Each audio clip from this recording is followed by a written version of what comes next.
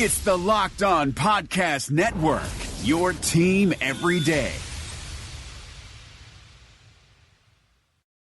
When you think of NBA duos, you might think of Kawhi and PG or LeBron and AD, but the Locked On Podcast Network has Hollinger and ND. It's the Hollinger and Duncan NBA show. Follow now on Apple Podcasts, Google Podcasts, Spotify, or your preferred podcast provider.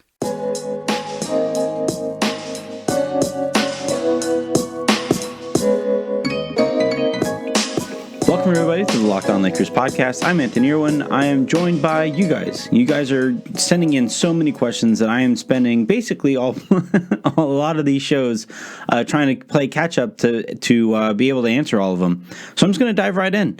The first question here comes from International Laker fan. Hey, Anthony and Pete, love the content. You guys...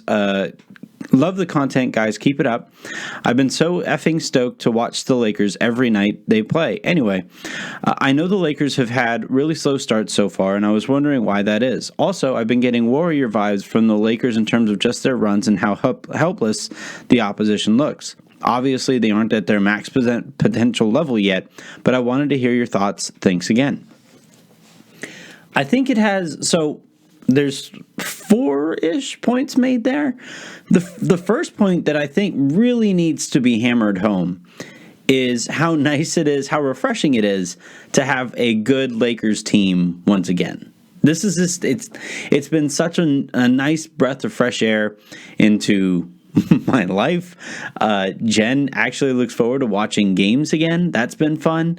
You can really see it around the fan base, and this is insane. I saw my first Laker flag today. We're 7 games in, and Laker fans are flying the championship flags already. And you know what? I'm here for it. Let them fly. So that's been pretty fun to watch take place and develop. But the second point here about the slow starts, I think what that has to do with is, one, JaVale isn't as good as Dwight. I kind of think it's kind of crept into the rest of everybody's heads. They just kind of like wait for the game to get going. Two, another reading of that situation is that they're still trying to figure out the bare minimum energy that they have to expend and still win games. So I think that's a greater cause of it. And then, three, it's still early this season. And I think a big part of what's going on here with the Lakers, and as you allude to there with your last point, is that they haven't come close to their max potential. They aren't making shots. Their shooters aren't taking care of that aspect of the game. And yeah, that is going to affect, if you aren't scoring points, that's going to affect the way that you start a game. So I think you got all those things going on, all of which really are I guess fixable, for lack of a better term. JaVale can move out of the starting lineup if this becomes too big of a problem. Eventually, the Lakers are going to progress to the mean in terms of their shooting, I think. And eventually they're going to figure out what that amount of energy it takes, what kind of energy it takes to win games. So as they figure all those things out, the Lakers will be a better team, and that's. I mean, the Lakers opening to the schedule here, it's tougher than we thought it was, but it still hasn't been a bunch of world beaters that the Lakers are beating. But the fact that they have won the way that they have and still have such a ways to go is pretty exciting. And then, that last point, I went out of order here, but Pete and I talked about this in last night's show that, yeah, the Lakers will blitz a team. You'll look up, and a 10-point deficit is gone, or a even game extends out to a 12 or 14-point lead, right? And that is, to me, a sign of being one of the better teams in the NBA. We saw this with the Warriors. I mean, really, look at any great team in the history of basketball, in the history of sports. When they throw that haymaker, that changes the game. And I think what you're looking at here with this Lakers team is they'll go on that run, they'll defend their asses off, and then the game is changed. And it's really fun to watch that as it takes place. And it's pretty cool that the Lakers are that kind of good to be able to do that. I just hope it doesn't allow them to fall into kind of the nasty habit of thinking they can flip the switch, and then you got to flip the switch. You try to flip the switch, and nothing really happens. Let Shannon Dunk writes, "Hey guys, love the show. It's been great to listen to during my daily commutes across LA. Also, pineapple does not belong on pizza. Just FYI, you're wrong. My question is, do you all think JaVale will become discontent with the lack of minutes he's getting? I know you've mentioned the politics of the locker room will help keep him in the starter spot, but if he's getting less minutes, will that still lead to issues? Also, second question, if you had 1 year of Kobe, i.e. 09 Kobe, 06 Kobe, etc., if you could add 1 year of Kobe to this team, which Kobe would you add and why?" Well, the answer to that question is the MVP Kobe. That was just the combination of ability and understanding of what the team needed, and all of those things. And also understanding of like how fortunate he is to play for the Lakers, or was to play for the Lakers. Remember, I think the MVP season happened, I believe, not the year that Bynum demanded a trade. It might have been that year. Yeah, I think it was that year. I think he won MVP and then lost in the finals. Either that or it was the next year where he won MVP and then beat the Magic or whatever. But by the time he had won MVP, there was an understanding of like, and I think Laker fans are going through it right now, where it's really easy to take success for granted if all you know is success. And I think with Kobe, all he knew was success. And when it became more difficult for him than just winning, that drove him insane. And I think the lack of success over the last 6 or 7 years has driven the Laker fans insane. And now that the Lakers are good, you have a little bit more appreciation for what it is that having a good team means for your sports experience. And I think here, back that year with Kobe, when he won MVP and then he won back-to-back championships, I think he took greater solace in the fact that, he was drafted into a team with Shaquille O'Neal. They won 3 championships before you could blink, right? And you kind of go from that to, man, I don't know if I'm ever going to get out of this rut. I don't know if I'm ever not going to play with Smush Parker.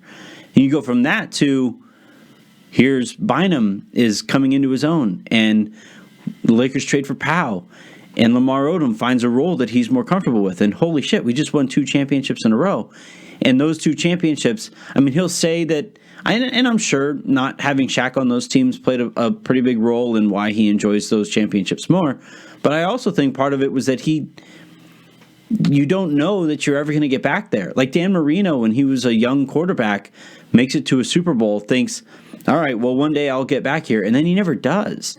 So the fact that the Lakers were able to get back there, and now that these Lakers are able to get back to where they are, Laker fans, I think, are taking a greater enjoyment out of this, having trudged through the mud of the last 6 or 7 years.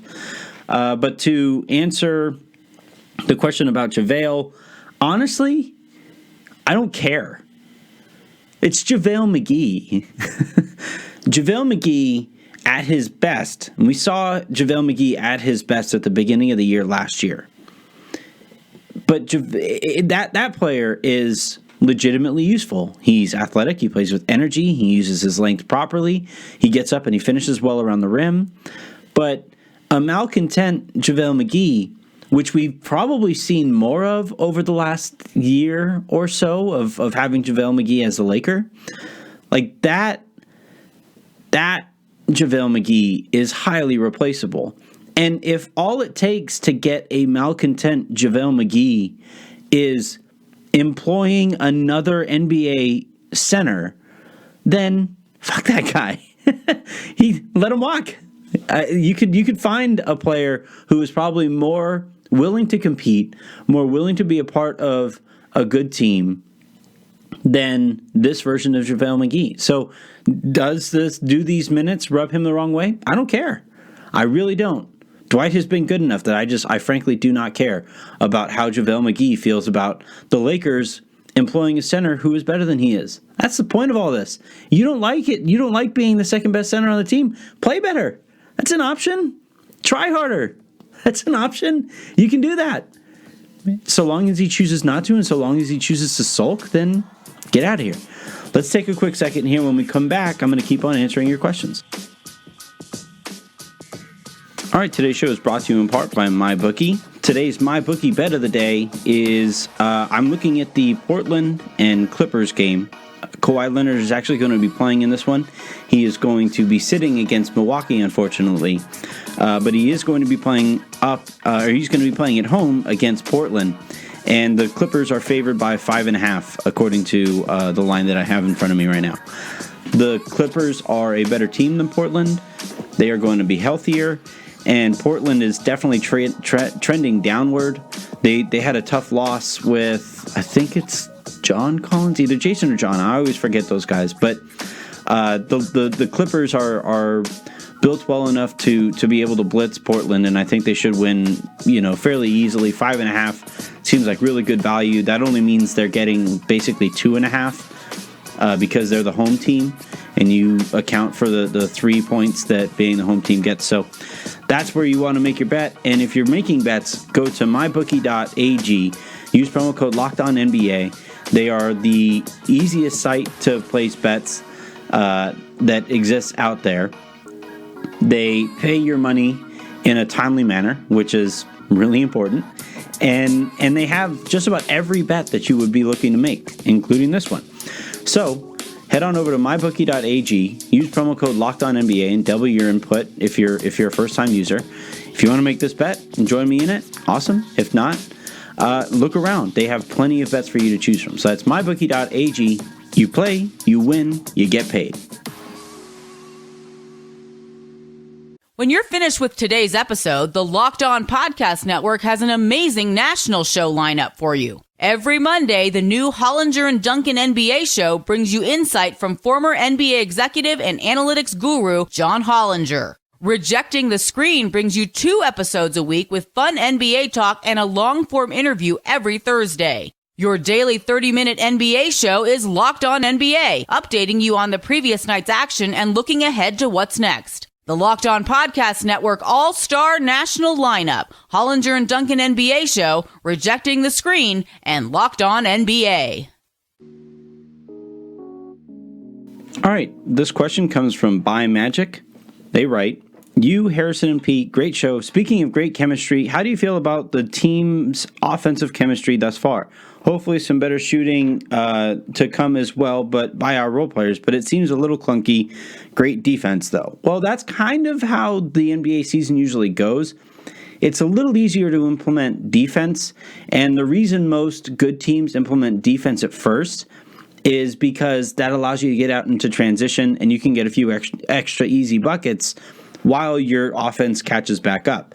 That's usually how smart teams approach the season. And the clunky offense, by the way, extends throughout the NBA. I think three-pointers are down to a lower place than they've been in a little while. I think some of that has to do with Steph Curry, which is pretty, and Klay Thompson, and Kevin Durant being out. I think some of that, those 3 guys are going to get three-pointers up at astonishing rates, so that's probably going to affect it. But you also kind of look at the way a lot of these teams are built. There's a few throwback teams up at the top of the league that make it really difficult to score, and the Lakers are one of them. So I think here with the way that the Lakers approach this season, I like it. I like that they have basically said we are going to make our name on defense, and when we absolutely have to put our feet on throats defensively, we can do that, and then our offense will catch up. And I think eventually the offense will catch up. The thing about shooting, and Pete and I go back and forth on this all the time, is it's not just about employing good shooters. It's about what kind of shots those good shooters prefer. So Danny Green, for example, when he is trailing on the wing and he's able to step into a three-pointer, it's money. It's automatic. It's one of the few shots that I can remember in recent history from that far out that I said, oh, yeah, that's a bucket. And I think that's, generally speaking, how he prefers to shoot his three-pointers. You're not going to be able to step up into three-pointers usually in the half court because more often than not, the ball is coming from around the perimeter. But the more square Danny Green's shoulders can be heading into a three-pointer, the better he's going to look shooting that three-pointer. Kyle Kuzma is still trying to figure out, I think, what kind of three-pointer he prefers. Quinn Cook, I think, he needs more time than you would think. He has a quick release, but he hesitates sometimes. And so I think the more comfortable all these shooters get shooting around each other, Troy Daniels is another example. Alex Caruso hasn't shot the ball very well. But the more comfortable all the designated shooters start to get around each other, it's literally about repetition, and it's about getting to a place where you're repeating the kind of shots that those guys most prefer shooting. And now what that's going to mean is that eventually the defense is going to start trying to take away those specific shots for those specific guys. But if enough guys are hitting all at the same time, and you only really need 2 or 3 guys to hit all at the same time to run at a league average rate. But if these guys are all shooting shots that they prefer, that means the defense is going to have to guess as to what they're going to try to take away on any given night, and that's going to allow somebody else to be able to shoot. So I'm not at the point where I'm worried yet about the shooting. I'd be interested to see how they're going about improving that shooting. Are they focused on which shots does so-and-so look more comfortable taking? How can we make it so that player is shooting more of those shots? Let's go to the next question here. It comes from Z Nike. Hey, Anthony, congrats on being a dad. You sound like you're very good at it. Oh, I am okay at it. Jen's the superstar here, as per usual. 2 questions for you. 1, how do we feel about Pelinka and Genie Bus now? 6 months ago, we were crushing them, but recently Pelinka is getting love on social media and everything seems good. I can't tell whether they should get credit for turning the Lakers around or not. To be honest, I feel like any mildly competent owner/GM could have done at least this well or better. Trade the kids for AD, surround them with shooters, etc. 2, if tomorrow morning you woke up with telekinetic powers, what would you do with them? I'd use them to become the best shooter in the NBA. I'll start with the first one. I think it's a little too early to start anointing Rob Pelinka here. And look, I think some of what has made the Lakers successful is more an acceptance of exceptionalism than it is anything else. So when Mitch Kupchak was in charge and Jim Buss was in charge, Mitch Kupchak was seen around the league as this Boy Scout who refused to do anything shady. And what that did was it tied one hugely important hand behind the Lakers' back. This isn't like, so if Mitch Kupchak was a Boy Scout with the Milwaukee Bucks, then who cares? They aren't going to attract that kind of talent, that free agent kind of talent anyway, or the Charlotte Hornets right now is what he's seeing right now anyway. They aren't going to attract max level free agents, so he can be a Boy Scout if he wants to be a Boy Scout. But when you're a Boy Scout for the Los Angeles Lakers and you're limiting the amount of shady stuff that you're doing and your ability to sign those free agents, that's like Kareem Abdul-Jabbar saying, you know what, I'm not going to shoot this skyhook anymore.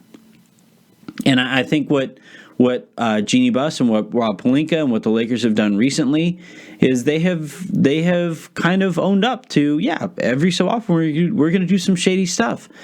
And if that leads to Anthony Davis and LeBron James on the team, then hell yeah, awesome. And now it's just a matter of not screwing up the margins as they build around LeBron James and Anthony Davis. And I don't have too many complaints to this point on this roster. I would feel better if Ty Lue was the coach, and I would feel better if Rajon Rondo wasn't on the team. But all in all, why complain right now? They're 6-1. Two, if I had telekinetic powers, what would I do with them? Being a really good shooter would be good. I think so. If I'm a really good shooter, I would still have to play defense, and I would rather not have to defend at an NBA level. So I'd rather be a golfer. So like make me a golfer, and I would like purposely have the world's funkiest swing. and as you know, after the ball leaves the club, you would have physics geniuses trying to figure out how I'm hitting the ball 350 yards straight every single time, and how it is that I'm shooting 18 total as a golfer in all of these tournaments. I think that's what I would rather do, because being a professional golfer, if you're a great professional golfer, that's the life. You get to travel the world. It's a little lonely, I'll grant you that. You don't have teammates in the same way the other team sports do, but you don't have to be in great shape. Shouts to John Daly and Phil Mickelson. And you show up, you play golf, you get sponsored by like all kinds of crazy valuable relationship building companies in terms like portfolio managers and private airplane companies and yachts and all these things. That's a pretty cool life. I think that's what I would do. If I had telekinetic powers, I would wake up every morning, go out there, win. I wouldn't want to break records that way, I don't think, because that would feel pretty cheap. I feel like I would be cheating the sport. But just make me good enough to be best in the world for 6-7 years. I'd make bank and then call it quits. And people will wonder about what the hell was up with that Anthony Irwin guy who was somehow just wrecking courses whenever he felt like it. Let's take another quick second here. When we come back, I'm going to keep on answering your questions.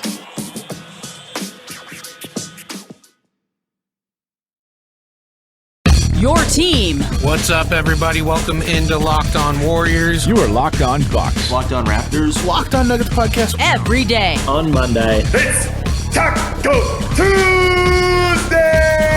On this Wednesday. Thursday looks great. Starting this Friday. When it comes to the biggest stories. A leading storyline to watch for. A couple things from the preseason have kind of piqued my interest even more in terms of how good this team can be. Draymond spoke with the media after the game, and I thought he had the right outlook when it comes to this. Yeah, that, means precisely nothing in the grand scheme of winning a championship, I guess, but... You need to be Locked On. That is LOCKEDON. Wherever you get your podcasts. In the Apple Podcast app. Google Podcasts. Spotify. It's all coming up on today's edition of Locked On Jazz. Ow! Locked On Podcast Network, your team every day.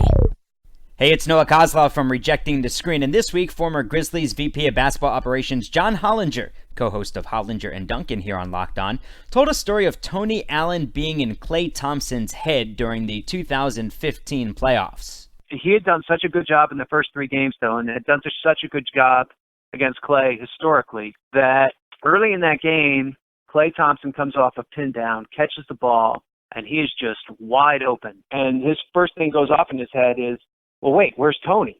He turns and looks behind him 180 degrees because he figured that's where Tony Allen had to be. Like he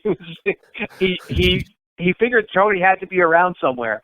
He was wide open. He just turned and looks directly behind him. Like, where is this guy? Where is he coming from? Join Adam Stanko and me every Tuesday and Thursday by subscribing to Rejecting the Screen, wherever you get your podcasts.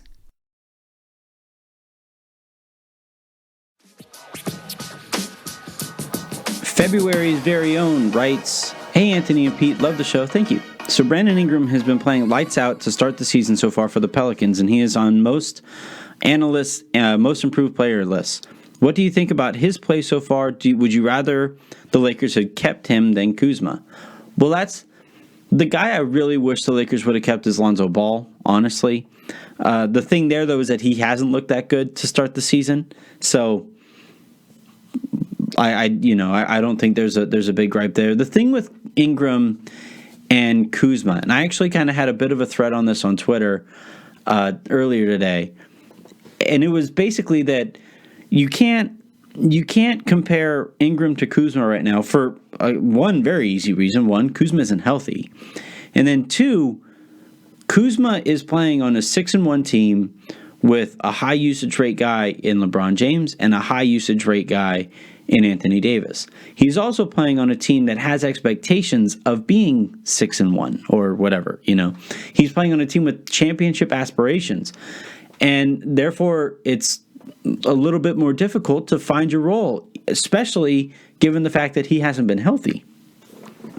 You compare that now to Brandon Ingram, who is playing on a 1-6 team that has zero expectations right now because Zion Williamson isn't hurt. The only highest usage rate guy on that team is Drew Holiday, and he hasn't been very good this year. So what you basically get is, Brandon, go out there and do your thing. And you give any NBA player, no, not any, you give any talented, top 2 draft pick, non-bust talented NBA player that kind of an opportunity, and they are going to produce. It's just a matter of how good is that team as a result of that production. So the example, I'll just use this as an example. The Sacramento Kings back in the day, they had Jason Williams on their team. And Jason Williams, when made the point guard and when he was surrounded by Peja Stojakovic and Chris Webber and Vlade Divac, Jason Williams looked like an incredible point guard back then. And then they swapped out Jason Williams for Mike Bibby. Bibby was a better overall player. And because you basically just inserted a better player into the role that was previously filled by Jason Williams, the team got better. And then what you start to see, and you see this usually with championship level teams, is and the Warriors are an extreme example of this, and they were going to be an extreme example of this, but at their peak, you had Steph, you had Clay, you had Klay Thompson, you had Andre Iguodala, you had Draymond Green, and then you had really strong role players like Sean Livingston. And when they were at their best, Steph Curry didn't look like he had to do as much. Did that make Steph a worse player at that time? No. And this year, what was going to happen before he got hurt is he was going to have an insane usage rate, and his numbers were going to be astronomical. But the team is probably going to suck because those stats are going to go to a less efficient group than they were previously. And that's just kind of how basketball works. So this is a long way of saying, if you just put Brandon Ingram on this team, he wouldn't be producing the same way he's producing in New Orleans. He just wouldn't be. He wouldn't have a 40-point game so far. And does that make him a worse player? No, it would make him literally the same human being. But it's just a different kind of production, and that kind of context sometimes gets lost, especially when you're doing comparisons between two guys who the Lakers kind of sort of had to choose between in landing Anthony Davis. So there's my spiel on context. Let's go with the next question here. Comes from Snigs24. Hey, Anthony, is there any way you can get the Pelicans blogger, the Bird Writes, on your podcast? I am pretty sure the entire fan base would love to see his take on Brandon Ingram now that he is a Pelican. Also, I would love to hear you just crush him on his ignorance of that the young Laker core was trash. Look, I don't want to punch down. Space Cowboy writes, love the show and have been listening daily. I know Kuzma's offense has been slow to come around since his return from injury. We are all hoping he reverts to form and shows growth on that end, but that remains to be seen. What does seem to stand out to me is that he seems to be playing much better on the defensive end. Are you guys seeing this too? And if you could talk a bit on what he and or the team are doing to lead to this and how that impacts his value. I think, so one thing that you could never say about Kuzma was that he didn't try hard. And simply trying hard on defense is a huge first step. And he spent the summer playing with Team USA and learning from Greg Popovich. And Pop, like, say what you will about Pop, and I'll be as petty as the next person talking about Greg Popovich, but he understands the game of basketball, especially on the defensive end. And if you're going to, so most people when they use their summers, or when they're working on their summers, it's usually individual stuff, it's shooting stuff, it's offensive stuff. It's hard to work on defense without being in the team construct. Kuzma spent the summer in the team construct, and I think he better understands some of the offensive principles. And then you combine that with him always trying hard, and you have the makings of at least an okay defender. And that's really all he needs to be, by the way. Just make him league average. If he's league average as a defender and then hits his open three-pointers, the Lakers have on their hands the perfect role player to accompany this roster. That's all they need. Should he learn to create a little bit more off the dribble and become a better passer and become, kind of a secondary or tertiary creator, or even primary in some cases, when LeBron and Anthony Davis are both out, then awesome. Then he's even better, and the Lakers' ceiling goes through the roof somehow. But the defensive thing with Kuzma, I think that was always going to come around a little bit, just because he's willing to try. And it's just a matter of how well does he pick up on those defensive principles. And then the other thing, too, with Kuzma's defense is he's spending a lot more time surrounded by better defenders than he has over the course of his career to this point. So if you basically put, and again, this is where context matters, you put Kuzma on a young team like he has been to this point of his career. You put him on a young team filled to the brim with guys who aren't really good defenders. His holes are going to show up more because more is going to be expected of him as a defender. But you surround him, you surround Kuzma with Avery Bradley or Alex Caruso as a point guard, Danny Green, LeBron James, this version of LeBron James, Anthony Davis, Dwight Howard, praise heaven, pray to heaven that it's Andre Iguodala, whatever. And you surround Kuzma with that kind of defensive energy and intelligence, and less is going to be asked of him as a defender. And that will, by extension, make him a better defender.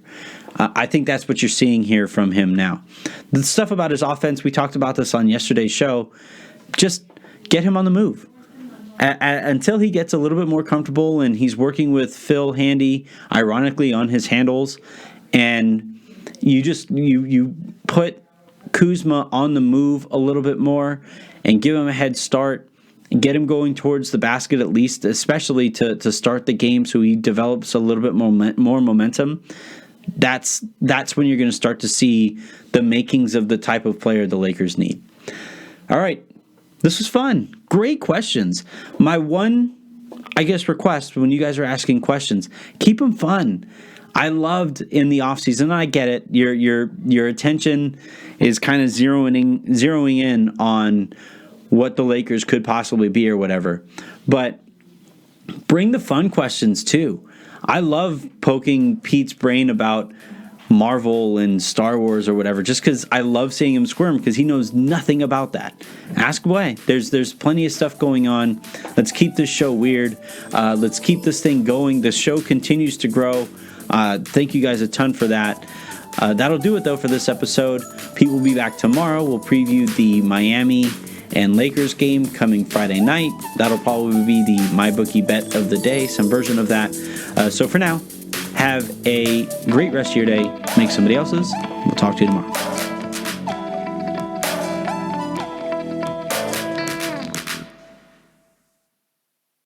What's up, everybody? I'm William, the Opinion Updike. And I'm Positive Chuck Mockler. And we host the Locked On Clippers podcast. Two best friends give you all Clippers everything every single weekday. We know a little bit, but have a lot to say, so get ready for some real talk from real fans. Find us on Twitter and Facebook at Locked On Clippers, and tune in Monday through Friday for up-to-date content about the best basketball team in Los Angeles. Well, aren't they kind of No, we're the best one. Locked On Clippers, local experts on the biggest stories in the NBA.